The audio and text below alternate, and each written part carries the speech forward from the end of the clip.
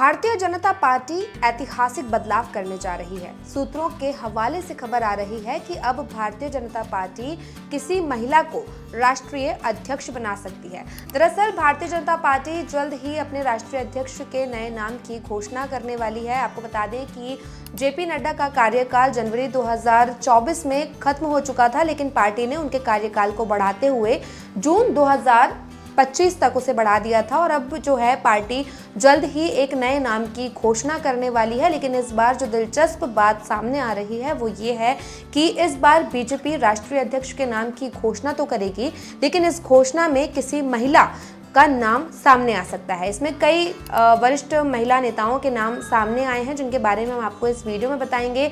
लेकिन सबसे पहले आपको बता देते हैं कि भारतीय जनता पार्टी जल्द ही अब राष्ट्रीय अध्यक्ष के नाम की घोषणा करने वाली है। पिछले कुछ समय से शीर्ष नेतृत्व में इसको लेके चर्चाएं तेज चल रही हैं। आपको बता दें कि लोकसभा चुनाव के समय से जो है भारतीय जनता पार्टी में महिला नेतृत्व को काफ़ी तवज्जो दी जा रही है। खासतौर पर दिल्ली, हरियाणा, महाराष्ट्र जैसे राज्यों में जो है महिलाओं का अच्छा खासा प्रदर्शन देखने के लिए मिला है और बीजेपी महिलाओं को इन राज्यों में लुभाने में जो है वो सफल रही है। और इसी को देखते हुए दिल्ली की मुख्यमंत्री भी जो है वो एक महिला को ही चुना गया।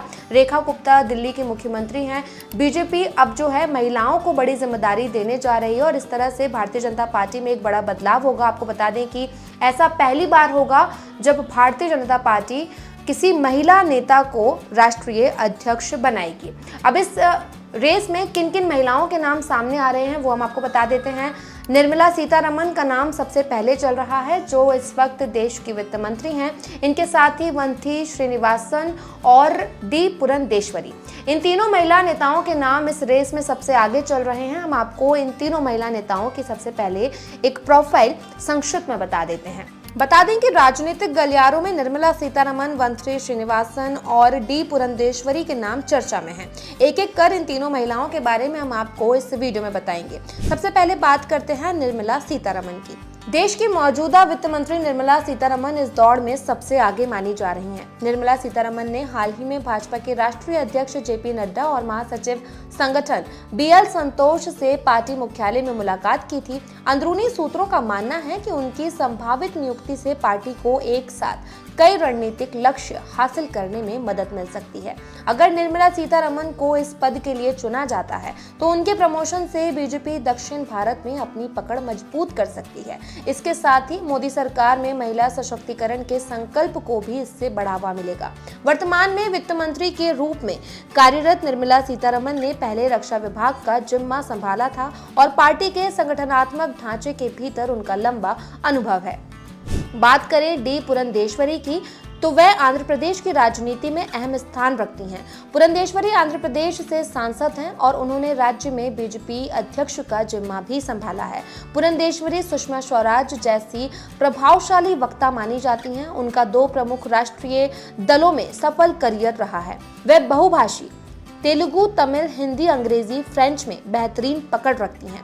उन्हें जुलाई 2023 में आंध्र प्रदेश में भाजपा का प्रदेश अध्यक्ष नियुक्त किया गया था और हाल ही में वह इस पद पर रही हैं। इतना ही नहीं, पुरंदेश्वरी को विभिन्न देशों में गए बहुदलीय प्रतिनिधिमंडल के लिए भी चुना गया था, जिसने विदेशों में जाकर पाकिस्तान को बेनकाब किया। दक्षिण भारत में वो पार्टी का बड़ा चेहरा बन सकती हैं।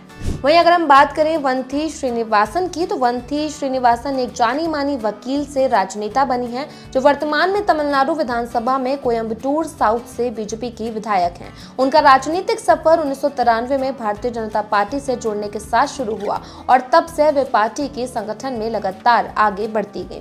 वंथी ने तमिलनाडु बीजेपी में राज्य सचिव 2013 और 14, महासचिव 2014 और 20 और राज्य उपाध्यक्ष 2020 में जैसी महत्वपूर्ण भूमिका निभाई है। वंथी को अक्टूबर 2020 में बीजेपी महिला मोर्चा की राष्ट्रीय अध्यक्ष नियुक्त किया गया था। ये जिम्मेदारी उन्होंने उस समय संभाली जब पार्टी महिलाओं के बीच अपना आधार मजबूत करने पर जोर दे रही थी। 2022 में उन्हें बीजेपी की केंद्रीय चुनाव समिति का सदस्य बनाया गया।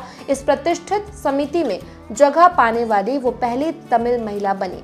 ये नियुक्ति उनके बढ़ते प्रभाव और पार्टी के प्रति लंबे योगदान का प्रमाण है। वंती श्रीनिवासन कानूनी विशेषज्ञ होने के साथ ही जमीनी राजनीति में भी दक्ष हैं। उन्होंने महिला सशक्तिकरण, संगठनात्मक मजबूती और विधानमंडल में सक्रिय भूमिका के जरिए न केवल राज्य में बल्कि राष्ट्रीय स्तर पर भी अपनी पहचान बनाई है।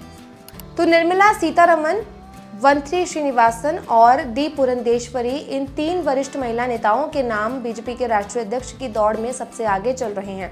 आपको बता दें कि राष्ट्रीय स्वयंसेवक संघ यानी आरएसएस ने भी बीजेपी के इस फैसले का समर्थन किया है और आरएसएस का भी मानना है कि बीजेपी को अब अपने संगठनात्मक में बदलाव करना चाहिए और महिला नेताओं को आगे बढ़ाना चाहिए। इसी को देखते हुए अब बीजेपी जल्द ही राष्ट्रीय अध्यक्ष के नाम की घोषणा कर सकती है और इसमें वो किसी महिला नेता के नाम पर मुहर लगा सकती है। बीजेपी के इस फैसले पर आपकी क्या कुछ राय है, हमें कमेंट करके बताइएगा। ये वीडियो अच्छा लगा तो लाइक और शेयर भी कीजिएगा।